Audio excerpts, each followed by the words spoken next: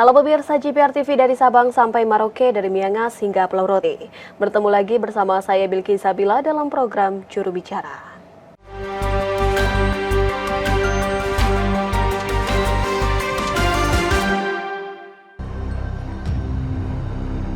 Dinamika terus mewarnai pembahasan rancangan Undang-Undang Kesehatan hingga di penghujung pengesahannya pada rapat paripurna DPR ke-29, masa persidangan 5 tahun sidang 2022-2023. Keinginan Menteri Kesehatan untuk mentransformasikan sistem kesehatan Indonesia mendapat reaksi tak sedap dari sejumlah kalangan. Namun perlu kita sadari bahwa pro dan kontra yang mengiringi adalah dinamika positif yang akan menjadikan bangsa Indonesia mampu mengarungi berbagai tantangan ke depannya.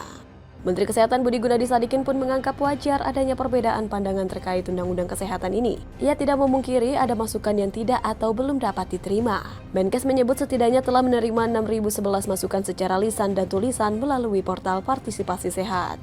Tentu kita sepakati bersama bahwa perbaikan layanan kesehatan di Indonesia adalah sebuah keharusan. Bahkan, undang-undang terkait kesehatan membutuhkan perbaruan dengan konteks, kebutuhan, dan regulasi terkini. Sejumlah undang-undang terkait kesehatan yang ada telah berusia belasan hingga puluhan tahun.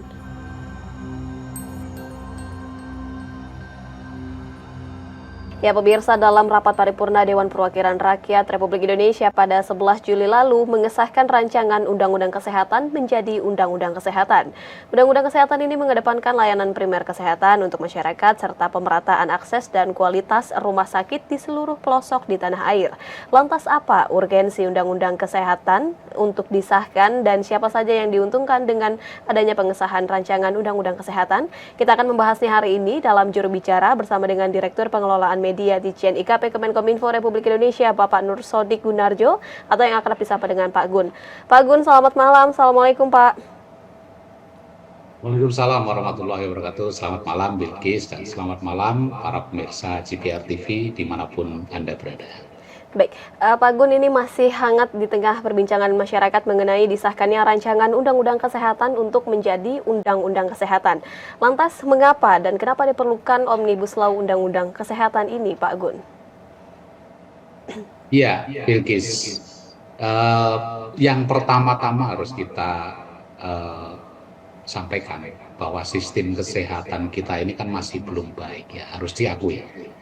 Belum baiknya sistem kesehatan di Indonesia ini turut dipengaruhi juga oleh layanan kesehatan yang belum merata dan juga aksesnya yang masih sulit.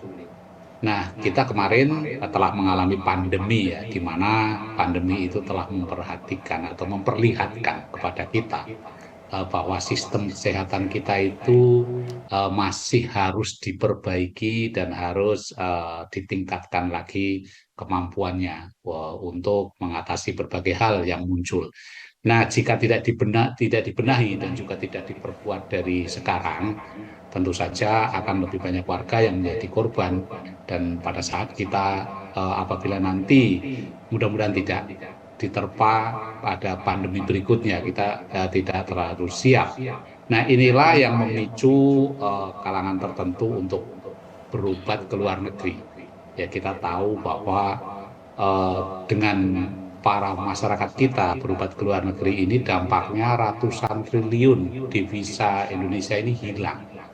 Nah, kurang bagusnya sistem kesehatan di negara kita ini tentu saja membuat sekitar 160 triliun devisa kita ini pergi ke luar negeri karena para masyarakat kita lebih menyukai berobat di sana.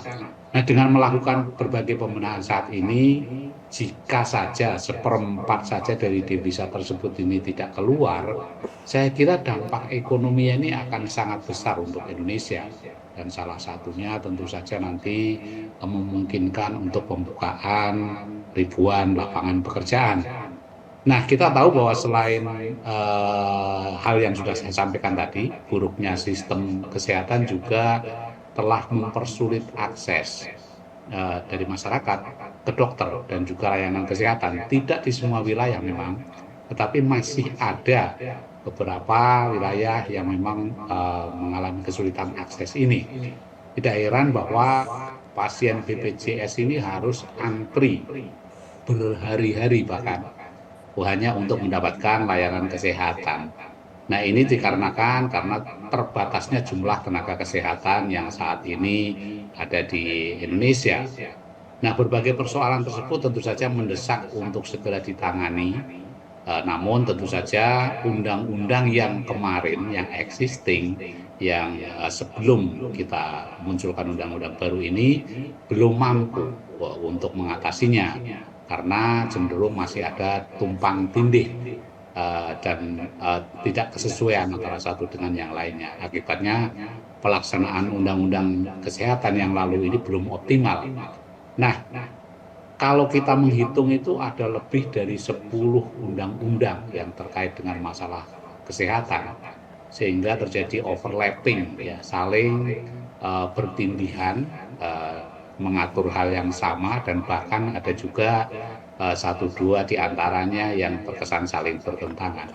Nah, dampaknya pelaksanaan undang-undang tersebut juga tidak maksimal.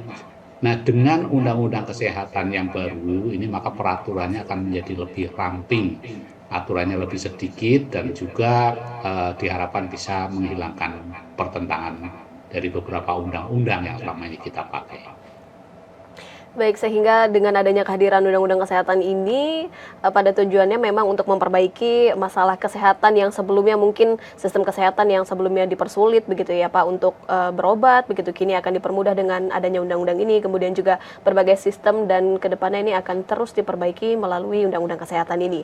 Namun kita semua tentunya ingin tahu nih Pak Gun, apa saja kiranya manfaat jika nantinya memang Undang-Undang Kesehatan ini sudah resmi begitu Pak? Apa saja manfaat yang didapatkan oleh masyarakat? Ya, yang pertama tentu saja peningkatan layanan kesehatannya itu sendiri, ya. Tapi tentu saja tidak hanya layanan kesehatan, namun juga dengan adanya kelahiran undang-undang yang baru ini juga akan memperbaiki atau mengatasi problema kesehatan yang selama ini terjadi atau mengakar di tengah masyarakat. Dengan undang-undang kesehatan yang baru, layanan kesehatan ini diperbaiki dan diperkuat untuk menghadirkan layanan kesehatan yang lebih baik kepada masyarakat semuanya tanpa terkecuali, ya. Di samping itu tentu saja akses ke dokter dan layanan kesehatan ini juga akan menjadi semakin mudah, dan lebih lagi produksi dokter ini akan jauh lebih cepat dan banyak. Nah, tanpa undang-undang kesehatan yang selama ini existing terjadi, diperlukan lebih dari 15 tahun untuk dapat melengkapi kebutuhan dokter spesialis di seluruh puskesmas. Tetapi dengan hadirnya undang-undang kesehatan yang baru ini diharapkan dapat dilengkapi kurang dari 5 tahun. Kemudian yang penting lagi, antrian pasien ini kan saat ini panjang sekali, ya. Ini akan jauh berkurang karena nantinya infrastruktur layanan kesehatan ini akan diperbanyak dan juga diperbaiki. Selain itu, akses terhadap obat dan alat kesehatan juga akan lebih mudah karena undang-undang ini akan memberdayakan produksi dalam negeri.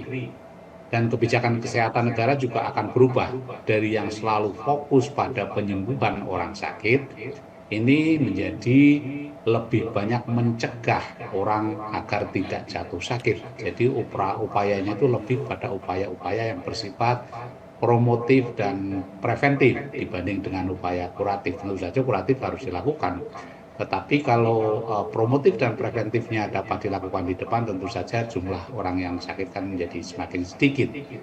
Nah, selain itu, program dan anggaran kesehatan ini dengan undang-undang yang baru akan lebih akurat dan efektif karena didasarkan pada pencapaian indikator-indikatornya, bukan hanya didasarkan pada upaya untuk menghabiskan anggaran.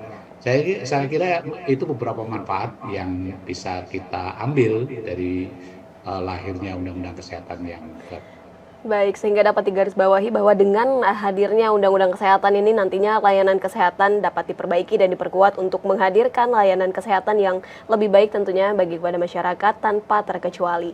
Dan tentunya ini menguntungkan dua pihak begitu ya Pak, baik untuk masyarakat maupun kepada tenaga kesehatan itu sendiri. Namun kita akan membahas apa saja sih keuntungan bagi tenaga kesehatan dengan disahkannya Undang-Undang Kesehatan ini. Kita akan jeda terlebih dahulu Pak Gun. Pemirsa, tetaplah bersama kami dalam Juru Bicara.